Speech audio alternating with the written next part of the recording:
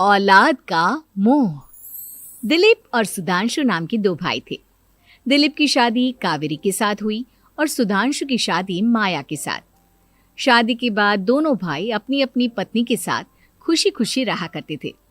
दोनों भाइयों के परिवार एक ही घर में रहता था। साथ में खाना, साथ में घूमना, कुल मिलाकर दोनों भाइयों का परिवार खुशहाल परिवार था। कुछ सालों के बाद दिलीप की पत्नी कावेरी को एक बेटा हुआ। भैया, आज मैं बहुत खुश हूँ। चाचा बन गया हूँ मैं। हाँ भाई साहब, इस बच्चे के घर में आने से तो रौनक आ गई है। मैं सबको बताऊंगी कि मैं तो चाची बन गई हूँ, चाची। तुम दोनों कितने अच्छे हो। हमारे बच्चे के आने से ऐसे खुश हो रहे हो जैसे ये बच्चा तुम्हारा ही हो। बस भैया, अब आपका बेटा इस दुनिया में आ गया ना, हम भी कोशिश करेंगे कि हमारा भी बच्चा जल्दी से इस दुनिया में आ जाए। और फिर आपका और हमारा बच्चा दोनों मिलकर दिन भर घर के आंगन में खेला करेंगे। कितना मजा आएगा ना।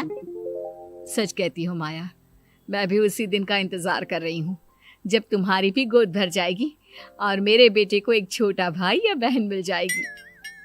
1 साल बीत जाता है। दिलीप और कावेरी का बेटा अब 1 साल का हो चुका था, लेकिन सुधांशु और माया की कोई औलाद नहीं होती। माया, लगता है कि हमारी जिंदगी में बच्चे का सुख ही नहीं है। ऐसा क्यों कहते हैं? दिलीप भाई साहब का बेटा भी तो हमारा ही बेटा है ना। तुम्हारी बात बिल्कुल ठीक है माया, लेकिन फिर भी हमारा खुद का एक बच्चा होता तो कितना अच्छा होता। हाँ, कावेरी भाभी भी हमेशा कहती हैं उन्हें अपने बेटे के लिए एक छोटा भाई या बहन चाहिए। लेकिन देखिए ना, हमारी तो किस्मत ही कितनी खराब है। हमारे तो सारे ट्रीटमेंट भी फेल हो चुके हैं। डॉक्टर ने भी साफ साफ कह दिया है कि तुम कभी माँ नहीं बन सकती। वही तो सुधांशु, बहुत बुरी किस्मत है हमारी। लेकिन माया, हम अपनी किस्मत को इतना क्यों कोस रहे हैं? हम दिलीप भाई साहब के बेटे को अपने बेटे की तरह ही प्यार कर सकते हैं ना। हाँ जी, बिल्कुल सच कहा। मैं भी वैसा कर सकती हूँ। चाची हूँ, उसे छोटी माँ का प्यार नहीं दूंगी क्या? कुछ दिनों के बाद दिलीप का एक दोस्त दिलीप से मिलने के लिए आता है। अरे क्या बात है दिलीप, बधाई हो बधाई। और घर तो काफी बड़ा है तुम्हारा। वैसे तुमने अपने बेटे के बारे में क्या सोचा है? भैया, और क्या सोचेंगे, बस उसे पढ़ा लिखा कर अफसर बनाएंगे, उसकी पढ़ाई पर खर्च करेंगे। अरे भाभी, आपकी तो इतनी सारी प्रॉपर्टी है, आपको किस बात की चिंता? ले देकर एक बेटा ही तो है। अरे नहीं दोस्त, तुम गलत समझ रहे हो। इस घर में मैं और मेरा छोटा भाई दोनों रहते हैं। इस घर का आधा हिस्सा मेरे छोटे भाई का है। अच्छा, कितने बच्चे हैं तुम्हारे छोटे भाई के? भैया, उनके साथ ना कुछ प्रॉब्लम है। मेरी देवरानी कभी माँ नहीं बन सकती। अरे फिर किस बात की चिंता? अरे मैं तो कहता हूँ अपने बेटे के भविष्य के बारे में सोचिए ही मत। बस ये घर उसके नाम करवा दीजिए। देखिए, आपके भाई का भी कोई बच्चा नहीं है तो सब कुछ आपके बेटे को ही मिलना चाहिए। लेकिन ऐसा करना क्या सही होगा? अगर उनका बच्चा नहीं है तो क्या हुआ? ये घर आधा उनका है, उनकी जो मर्जी है वो करें। अरे कैसी बात करते हो? उनकी कोई औलाद नहीं है, वो क्या करेंगे प्रॉपर्टी अपने नाम रखकर? हाँ, वैसे भाई साहब, आपकी बात तो बिल्कुल सही है। अब जो कुछ भी है वो हमारे बेटे का ही तो है। आखिर वही तो इस घर के वंश को आगे बढ़ाएगा। मैं कल ही देवर जी से बात करती हूँ। अगले दिन सुधांशु और माया, इधर आओ। तुम दोनों से एक बहुत जरूरी बात करनी है मुझे। बताइए ना भाभी, क्या बात है? आपको कहीं जाना है तो आप अपने बेटे को मेरे पास छोड़कर जाइए। मैं ही पूरा दिन रख लूंगी उसे। अरे नहीं माया, वो तो मुझे पता है। मैं किसी और चीज के बारे में बात करना चाहती हूँ। बताइए ना भाभी, क्या बात है? देखिए देवर जी, आपका कोई बच्चा है नहीं, लेकिन मैं जानती हूँ कि आप हमारे बेटे को अपने बेटे की तरह ही प्यार करते हैं। भाभी, बेटे की तरह नहीं, वो हमारा ही बेटा है। मेरे लिए तो वो मेरा ही बच्चा है। वही तो फिर क्यों ना ये सारी प्रॉपर्टी हम मेरे बेटे के नाम करवा दे, क्योंकि तुम्हारा हो या मेरा, हम सबका एक ही तो है बेटा। लेकिन भाभी, अभी तो वो सिर्फ 1 साल का है। अभी से प्रॉपर्टी उसके नाम करवाने का क्या मतलब है? देखे देवर जी, जो काम जितना जल्दी हो जाए ना उतना अच्छा। आने वाले वक्त का क्या भरोसा। भाभी भरोसा क्यों नहीं, हम तो हमेशा आपके बेटे को माँ बाप की तरह ही प्यार करेंगे।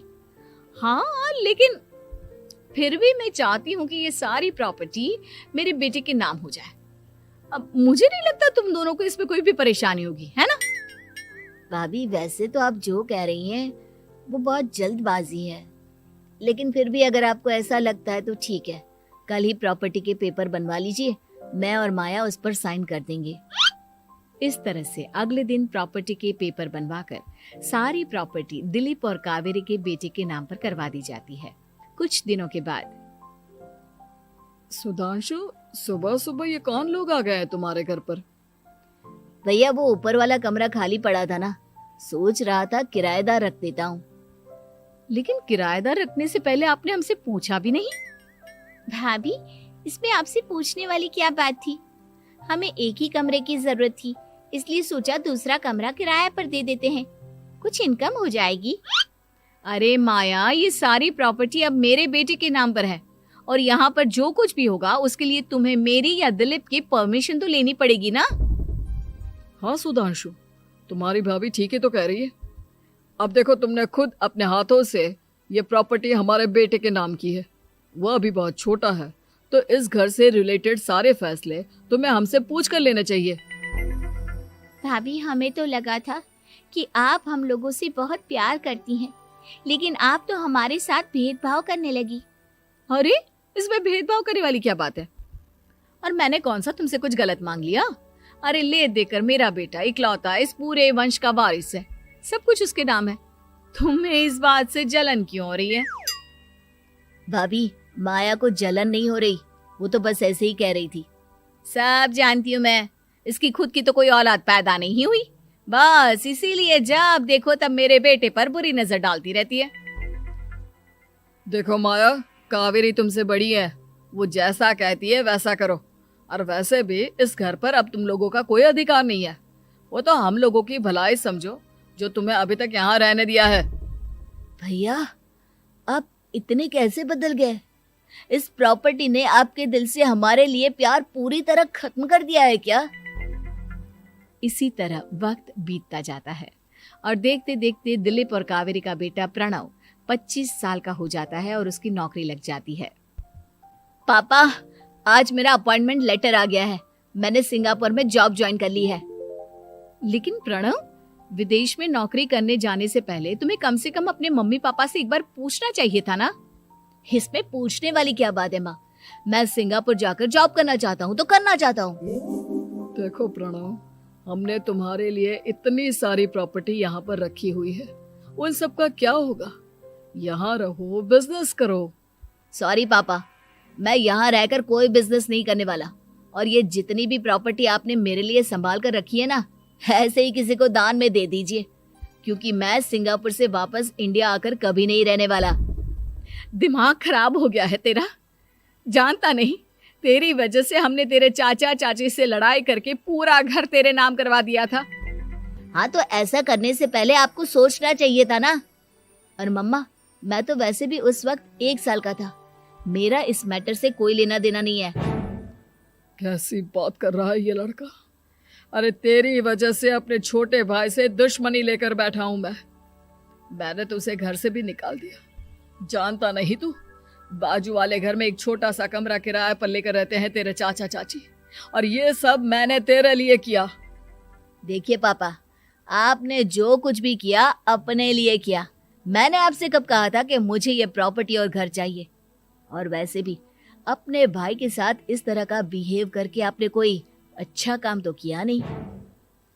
तू सही कह रहा है बेटा, हमने तेरे चक्कर में अपने छोटे भाई जैसे देवर और बहन जैसी देवरानी को इस घर से निकाल दिया। बहुत बड़ी गलती हो गई मुझसे। ठीक है मॉम, तो अब आप अपनी गलती सुधारो, लेकिन मुझे तो फॉरेन जाना है, मैं वहीं जाऊंगा। अब आगे क्या करना है ये आपका डिसीजन है। और प्रणव सिंगापुर जॉब करने के लिए चला जाता है। कुछ दिनों के बाद जब दिलीप और कावेरी को अपनी गलती का एहसास होता है तो वो सुधांशु के घर पहुंचती है। सुधांशु, माया, हमें माफ कर दो, हमसे बहुत बड़ी गलती हो गई। क्या हुआ भाभी? आज इतने सालों के बाद अब हम गरीब लोगों के घर क्या करने आई हैं? भाभी, हमने तो खुशी खुशी अपने भतीजे को सब कुछ दे दिया, अब हमारे पास कुछ भी नहीं बचा है। भाई, मुझसे बहुत बड़ी गलती हो गई। जो तेरे जैसे भाई को मैंने प्रॉपर्टी के चक्कर में घर से निकाला और जिसके लिए मैंने ये सब कुछ किया, वो खुद ही विदेश चला गया। भैया भाभी, जिस बेटे के लिए आपने हम लोगों को इतनी तकलीफ दी, आपस के प्यार को बिगाड़ा, जब वही आपसे दूर चला गया तो आपको इस बात का एहसास हुआ। लेकिन माफ कीजिए, अब हम आपके साथ रहने के लिए उस घर में नहीं आ सकते। नहीं नहीं माया, ऐसा मत कहो। मुझसे बहुत बड़ी गलती हो गई। प्लीज वापस चलो, मैं वो घर फिर से तुम्हारे नाम कर देती हूँ। भाभी, मैं उस घर का क्या करूंगी? किसके लिए? मेरा कोई बच्चा नहीं।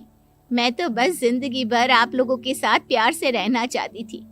प्रणव को अपने बेटे की तरह प्यार करना चाहती थी, लेकिन आपने मुझसे वो अधिकार छीन लिया। भाभी और भैया, एक सवाल पूछना चाहता हूँ आप लोगों से। जो बच्चा कुछ ही दिन पहले दुनिया में आया हो, जिस बच्चे के भविष्य का आपको पता ही ना हो, उसके लिए अपने पुराने रिश्तों को तोड़ देना, अपने सगे रिश्तेदारों से दुश्मनी मोल लेना, उनके साथ झगड़ा करना, उनकी बेइज्जती करना, क्या ये सही है? कम से कम हमें सही वक्त का इंतजार तो करना चाहिए ना। सिर्फ प्रॉपर्टी के लिए अपने सगे भाई को घर से निकाल दिया, वो भी अपने 1 साल के बेटे के लिए। क्या ये वाकई में सही था? जवाब दीजिए मेरी बात का।